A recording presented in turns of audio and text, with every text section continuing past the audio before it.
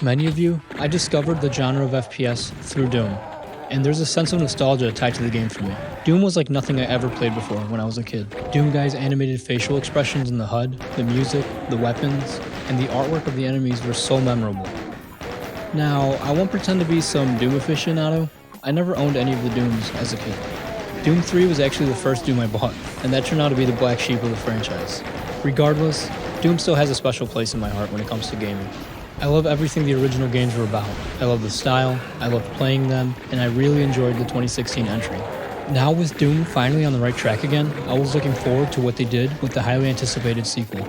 Not looking at any trailers or reviews, I finally had the chance to dive into Doom Eternal. This is Dr. Elena Richardson.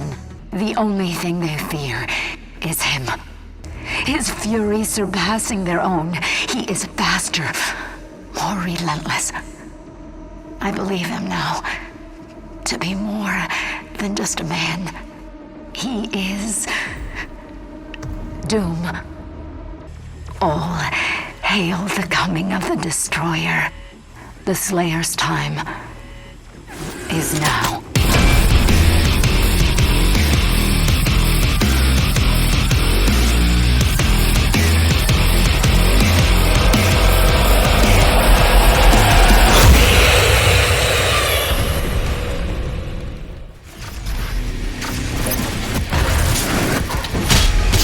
I was pleasantly surprised by how long the combat mechanics felt entertaining. Usually with FPS games, in terms of the actual combat, it's either the variation of enemies or your character's growth and abilities that keep the combat mechanics feeling entertaining and fresh. For example, in Halo, it's the freedom of the sandbox design mixed with the variation of enemies that keep the combat fun for me. With BioShock, it's the freedom of mixing your ever-expanding powers with a variety of weapons. However, in Doom Eternal, not only do you have a growing list of abilities, a wide range of enemy variation, and an array of weapons to mix and customize, but they also introduced a meta strategy within the actual combat gameplay that I found to be genius. Depending on which way you choose to kill an enemy, they will drop specific loot, which doesn't seem like much innovation, but once you're in the high-speed, pedal-to-the-metal action of Doom combat, it adds a layer of depth that gives the game more life on top of the usual FPS formula. And these little choices you make as you're near death create peaks of suspense and adrenaline as you're hunting for specific enemies to perform specific attacks on so you can stay alive.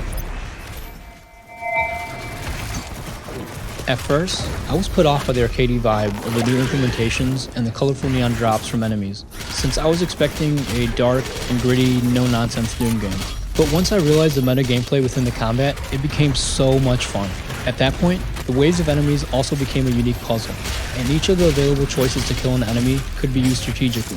It was the first time in an FPS game where my combat was not limited or shaped by the ammo and health drops programmed around the map. I enjoyed the progression of the weapons and enemies, and the campaign difficulty felt consistent besides the very end, which I think to a certain point that's to be expected. Besides that, I had no issue with the progression of difficulty in the game while I played on Ultraviolence. I selected a difficulty where I mostly died from my own errors during the combat zones, during the boss battles, and the challenges. There were endless moments where I barely survived, creating a thrilling experience as I was running around the arena, desperately looking for a method of getting health or ammo while dodging incoming missiles and bullets. This game is so fun with the new combat mechanics if you set your difficulty to the correct setting. I believe Doom games should be constantly pushing you. Being near death should be normal while battling waves of demons to get the most thrilling and fun experience. Another thing I was impressed with is how the developers were able to impose a specific playstyle on the gameplay. I'm actually more of a boring, tactical type of conservative player. I like to slow down the battle and position myself to pick off enemies while conserving resources. However, with Doom Eternal, I found out pretty quickly the best route for survival is just to dive in head first, be aggressive, and don't hold back. I really like that the improved mechanic of having to defeat your enemies for resources forces you to get up close and personal in the combat. The new agility mechanics do seem odd in a Doom game at first, but once you're in actual combat surrounded by enemies, it feels perfect double jumping, lunging from poles, and dashing through the air. You'll be unloading the plasma rifle, and then face-to-face slicing through a zombie in the next second, and flying around dodging missiles after that as you figure out your next move. It creates an endless loop where you never feel held back, and that is something new I haven't felt in an FPS before. That is impressive in its own right, to feel gameplay innovation in a genre overfilled with mediocrity for the past decade.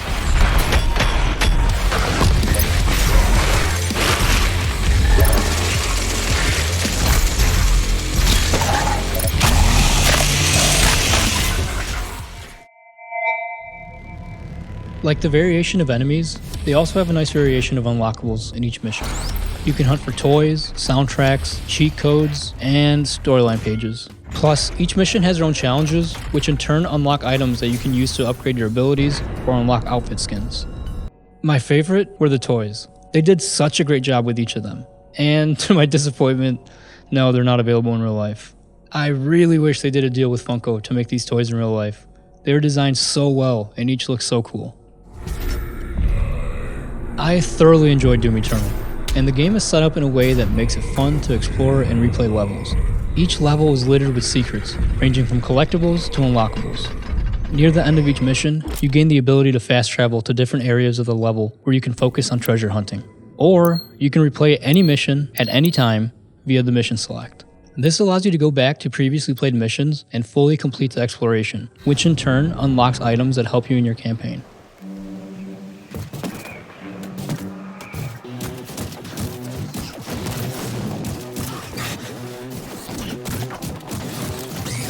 At any point while replaying a mission, you can choose to return to campaign in the option menu and pick up where you left off on your main quest playthrough.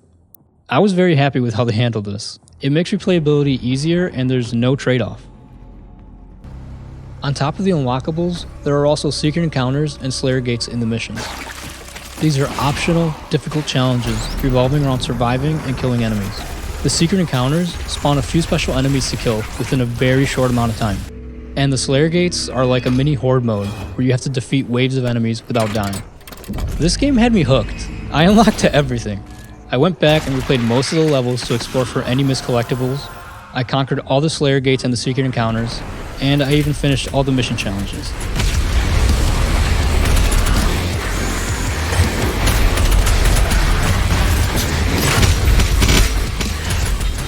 The range of scale in Doom Eternal is great. The environments are huge, and it makes you feel even more badass knowing that you're going to buzzsaw through and mow down all the enemies in your way. You'll come across the damage done by the Hell Invasion quickly, and you see the destruction of the city buildings, the sky's blood red, while gigantic demons roam the landscape. I think they did a great job making you feel small. Doom should have that David vs. Goliath vibe, and I think they nailed it with the environments and the small touches to detail. The scale and exploration of some of the environments actually reminded me a little bit of Star Wars Fallen Order. Climbing walls and exploring for secrets gave Doom Eternal more depth than just a shooter.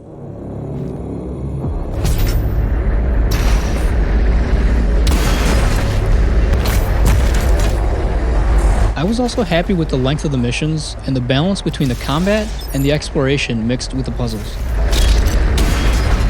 The exploration and puzzles are simple, but it's enough to cut up the monotony of a straightforward shooter.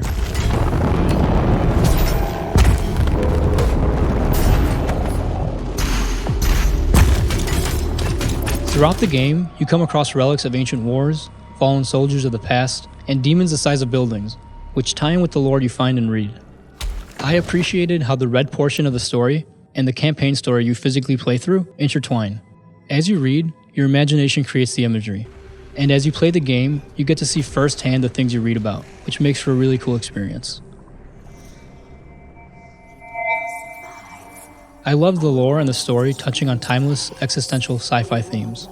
That's like right up my alley. Those are my favorite types of movies and books. I think games and media that mirror real-life themes like religion, philosophy, or psychology ground themselves and make their stories much more engaging. Some of my favorite gaming memories actually revolve around exploring and reading the lore of the games, like Elder Scrolls or Alan Wake. It adds more depth to the world than a cinematic cutscene ever could. So I really like the blend of the story in the cinematic and written form. I loved reading the lore about the ancient history, the societies of the different advanced races, their culture, and the larger-than-life wars. This campaign also gave me heavy Halo vibes at times, to the point where I actually checked online to see if ex-Halo devs were on the team. Aspects of the story reminded me of the Halo 2 campaign, modified to fit the Doom universe. The priests, the religious influence invasion of Earth, and your armored hero coming in to save mankind with a helpful AI, it felt oddly similar. I know Doom's Earth invasion story predates Halo, but there were some parts in the campaign that felt like a Halo game to me, which I'll come back to later.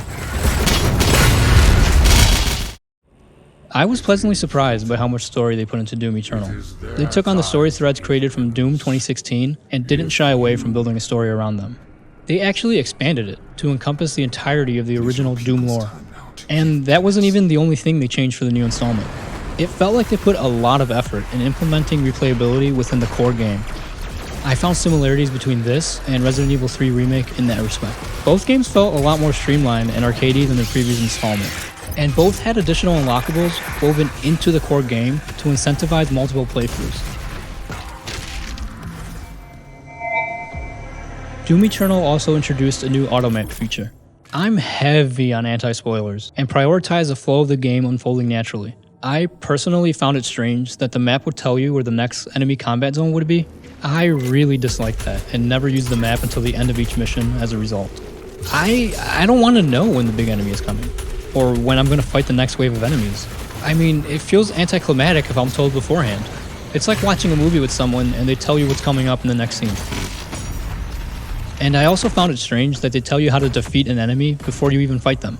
And in the Slayer Gates, you fight against enemies you haven't even encountered yet. I don't think tips on enemies' weak points should pop up until you've had a chance to figure it out on your own. And I felt the Slayer Gates should be specific to the maps you're in, and only include enemies you face up to that point. I feel both of these design choices lessen the impact of your first encounters with new enemies. That being said, I did find this game to be superior to its predecessor. I think the changes were improvements, but also slightly blurred the lines of a Doom game. There were parts where the game felt oddly similar to other franchises, like certain environments felt straight out of a Halo game. Environments that could be passed off as Covenant architecture, down to the color scheme, and other architecture heavily inspired by H.R. Geiger and Star Trek. I took it as a type of neat homage while playing, and I did find the Star Trek and H.R. Geiger designs pretty neat as a sci-fi fan, but it did take me out of the experience a little bit. My point is more on the Halo stuff since it's the same medium. To me, Doom is a pioneer. It should be the trendsetter. I hope these similarities were nothing more than homages, and not signs that the development team feels it needs to take aspects from other franchises to keep players interested. I am fully against the trend of development studios changing the identity of their established franchise out of fear that fans will grow bored of it. I want Doom to be Doom. I don't want future titles to feel like a mixture of other successful franchises, no matter how much I love them. Some of my favorite franchises have been gutted and killed from this exact thing, and I hope Doom isn't next. Overall, I would highly recommend Doom Eternal. It felt like Doom being pushed to its limits, and the results were a thoroughly enjoyable, thrilling, jaw-clenching action game. It adds exploration, builds upon the standard story and lore, improves the pre-existing meta gameplay, introduces new agile mechanics that give you the freedom to fight unobstructed, features replayability, all inside a pedal-to-the-metal, high-octane Doom experience.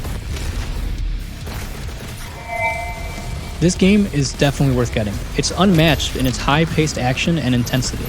While some aspects mirror other franchises, the combat in Doom Eternal is in a league of its own, totally unique to any other shooter. The story, the lore, the secrets, the unlockables, and the challenges make for an incredibly engaging experience. When that Doom soundtrack kicks in, there's a rush of adrenaline unique to Doom Eternal that makes you love it even more. If you like shooters, go buy this game now.